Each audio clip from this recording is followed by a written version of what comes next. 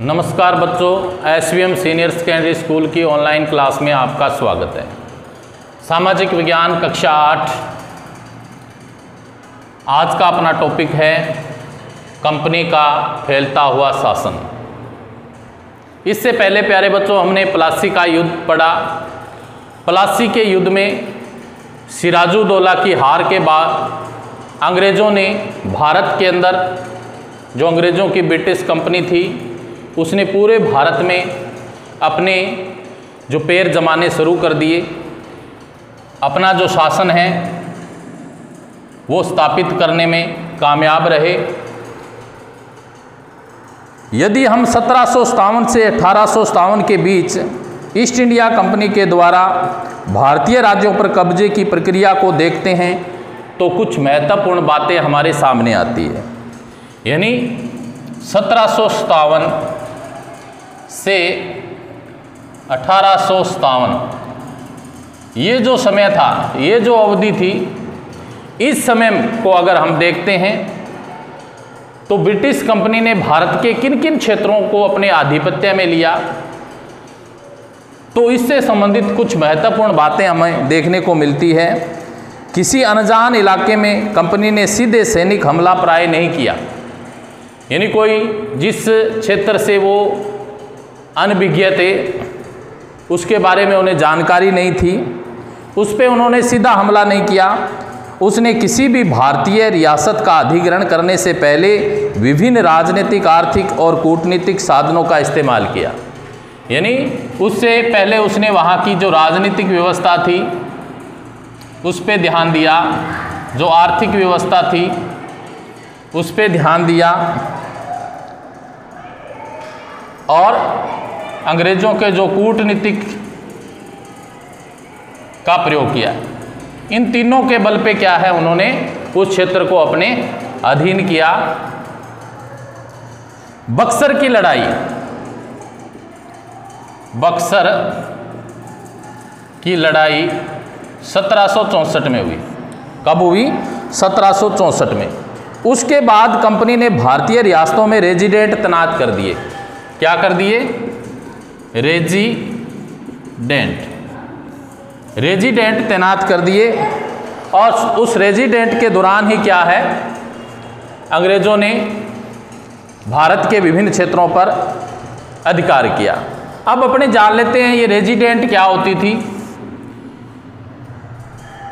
Company द्वारा नियुक्त किए गए रेजिडेंट के बारे में स्कॉटलैंड के प्रसिद्ध स्कॉटलैंड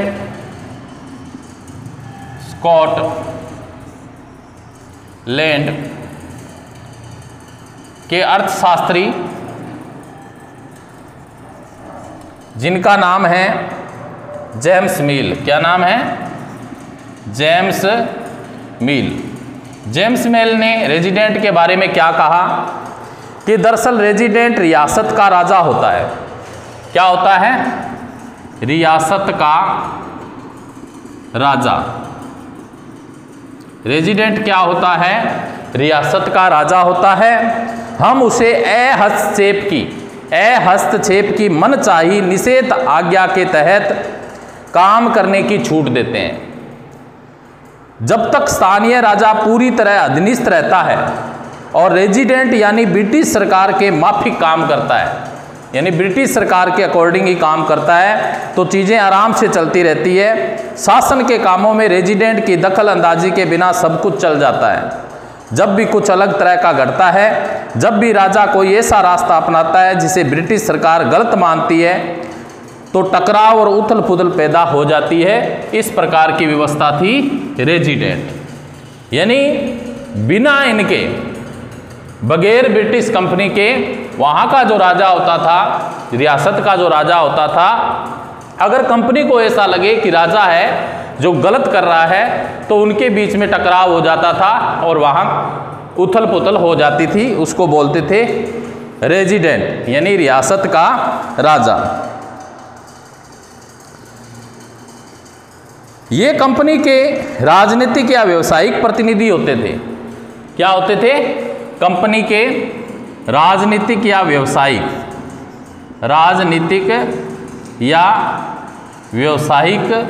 प्रतिनिधि।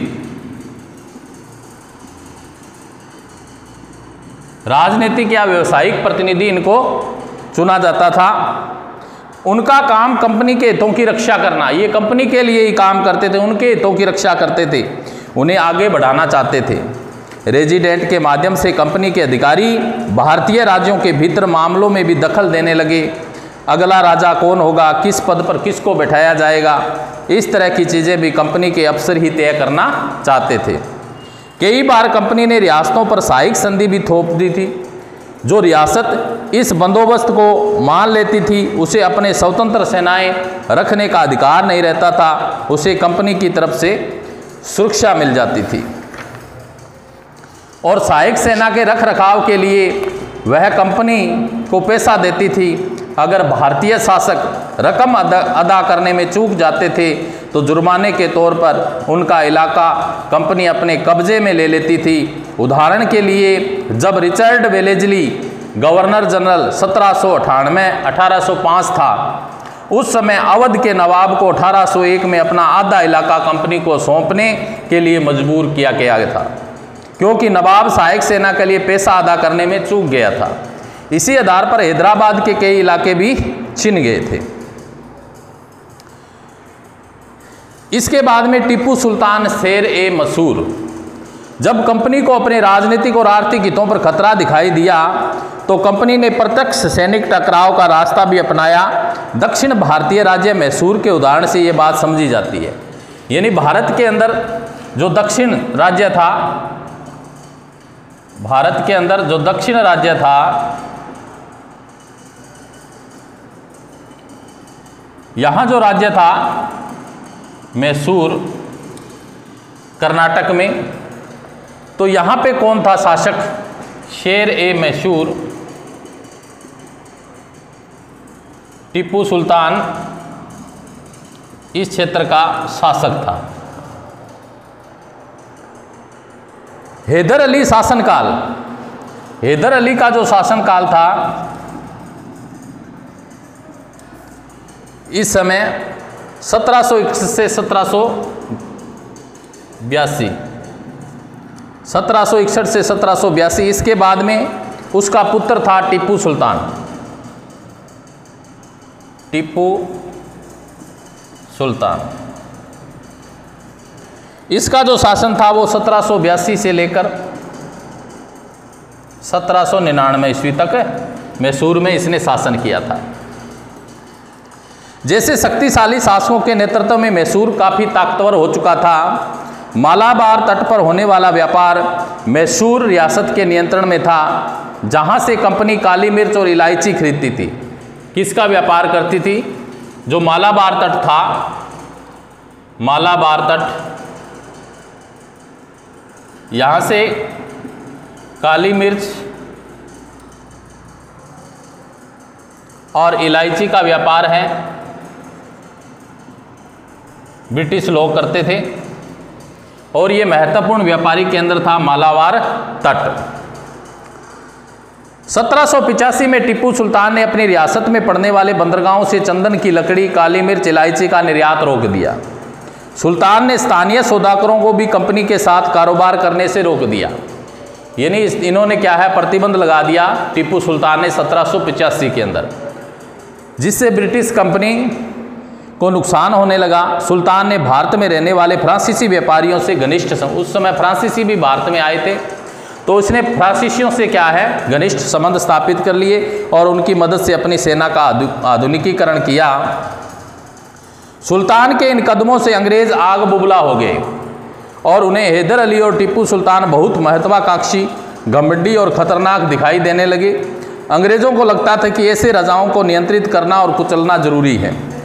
फलस्वरूप मैसूर के साथ अंग्रेज़ों की 4 बार जंग हुई, 1767-69 में, 1780-84 में, 1790-92 में और 1799 में। श्रीरंगम की आखिरी जंग में कंपनी को सफलता मिली। श्रीरंगम की आखिरी जंग हुई, आखिरी लड़ाई हुई, जिसमें क्या है, ब्रिटिश कंपनी को विजय मिली। टीपू सुल्तान हार गया। अपनी राजधानी की रक्षा करते हुए टीपू सुल्तान मारा गया। मैसूर का राजकाज पुराने वोडियार राजवंश के हाथों में सौंप दिया गया। इसके साथ ही मैसूर पर सहायक संधि थोप दी गई और वहाँ पे ब्रिटिश कंपनी का नियंत्रण हो गया।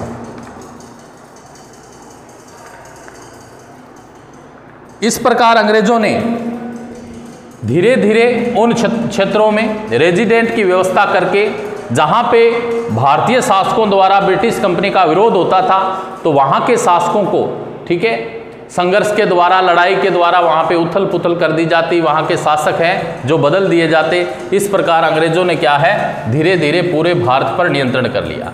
तो प्यारे बच्चों, आज हमने कंपनी का फैलता जो शासन है इस टॉपिक पे चर्चा शुरू की। जो समय था वो 1757 से 1857 का था। प्लासी का जो युद्ध था 1757 में, सिराजुद्दौला की हार के बाद में अंग्रेज धीरे धीरे अपने पैर है जो भारत में जमाने शुरू कर दिए। पूरे इलाके में उन्होंने रेजिडेंट की व्यवस्था कर दी। जो शासक इनके विरोधी थे उन शासकों पे उन्होंने नियंत्रण स्थापित कर दिया। वहाँ की राजनीतिक, आर्थिक और कूटनीतिक नीतियों के माध्यम से उन शासकों को अपने नियंत्रण में लिया। जिन शासकों ने इनका विरोध किया, उन्हीं शासकों का एक उदाहरण दक्षिण भारत में एक राज्य था मैसूर, शेर मैसूर। टीपू सुल्तान हैदर अली का जो शासन था 1761 से 82 तक, हैदर अली का, टीपू सुल्तान 1782 से 1799, शक्तिशाली एक राज्य था। और यहाँ पे एक मालाबार तट था, वहाँ से क्या है, जो व्यापार का केंद्र था, ब्रिटिश लोगों को वहाँ व्यापार करने में दिक्कत आ रही थी और इस वजह से उसने ब्रिटिश कंपनी पे क्या है, प्रतिबंध लगा दिए। उन्होंने फ्रांसीसी व्यापारियों के साथ जो टीपू सुल्तान ने घनिष्ठ संबंध स्थापित किए। इस बात को अंग्रेज पचा नहीं पाए और उन्होंने कई बार इनके साथ युद्ध किए और रंगपट्टनम का जो आखिरी युद्ध था, ठीक है, उस युद्ध में क्या है, ब्रिटिश कंपनी को सफलता मिली और वहाँ पे उन्होंने जो राजनीतिक उथल पुथल करके अपना साम्राज्य है जो स्थापित कर लिया। आज के लिए इतना ही, नेक्स्ट कल पढ़ेंगे। थैंक्स।